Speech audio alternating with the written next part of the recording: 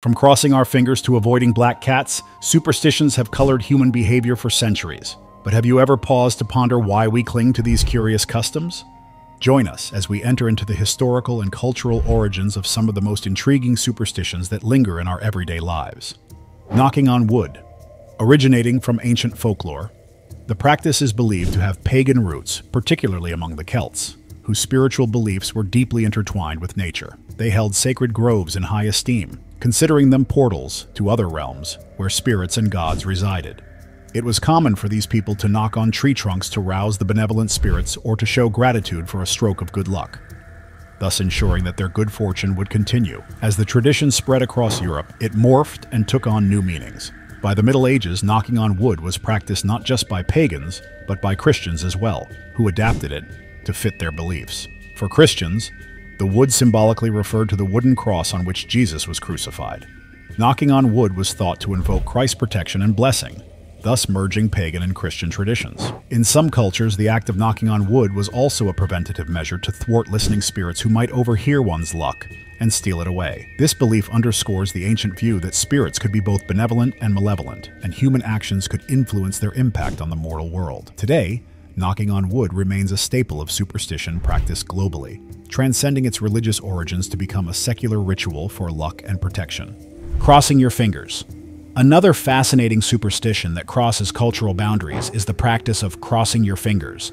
While often dismissed as a mere child's gesture today, this action has a layered history, rooted in both symbolism and superstition, dating back thousands of years. The earliest recorded instances of finger crossing are linked to pre-Christian times, where it was practiced in pagan Europe as a symbol of unity and goodwill. Two individuals would cross their index fingers to form a physical manifestation of the cross, a gesture believed to harness the powers of benevolent spirits and gods. This practice was particularly common during times of duress or when making a wish, acting as a form of silent prayer to the forces of nature. As Christianity spread across the continent, this gesture was co-opted and transformed by the faithful. The cross made by the fingers came to represent the Christian cross, a powerful symbol of protection, faith, and good fortune. Christians believed that by crossing their fingers, they could invoke this sacred symbol's protective qualities during moments of temptation or fear, essentially locking in goodness and warding off evil or misfortune. Interestingly, the gesture also took on a secular meaning, particularly in legal and social contexts. In a time when oaths and promises held significant weight, people would cross their fingers behind their backs when telling a lie or breaking a promise. This action was thought to invalidate the promise or protect the bearer from the repercussions of deceit, a testament to the blend of superstition and practical psychology. In modern times, crossing one's fingers is a universally recognized gesture, used by people of all ages to wish for luck or to support hopes for a positive outcome. From students hoping for high marks on an exam to adults wishing for good news, the action continues to serve as a psychological boost, a small ritual that provides comfort, however fleeting, against the uncertainties of daily life. Walking under a ladder. The superstition dates back to ancient Egypt, a civilization that placed immense value on geometric shapes. The Egyptians held the triangle in particular reverence, seeing it as a symbol of life and a sacred shape. When a ladder is placed against a wall, it forms a triangle with the wall and the ground. The Egyptians believed that to pass through this triangle was to desecrate a sacred space, thus attracting spiritual disdain and misfortune. This belief was later absorbed and transformed by the Judeo-Christian traditions, adding another layer of religious significance to the superstition. In Christian symbology, the ladder is often associated with the one seen in the biblical story of Jacob's ladder, a bridge between heaven and earth. Walking under a ladder was considered an act of blasphemy, as it symbolically implied trespassing through a divine connection. During the Middle Ages in Europe, the ladder took on a more ominous role due to its association with death and execution. Ladders were commonly used in public hangings, not only for the execution itself, but also positioned against gallows. Passing under a ladder was believed to invite death, or at least to bring bad luck, as it was thought to cross into the realm of the spirits of those departed. Over the centuries, this superstition has morphed into a general rule of thumb for safety, avoiding walking under ladders to prevent accidents involving falling objects, or the unsettling of the ladder by disturbance. Today, avoiding walking under a ladder might seem like a nod to quaint old traditions or just common sense in the name of safety. Yet, this superstition remains a fascinating example of how ancient beliefs can linger in collective consciousness. Black cat superstition.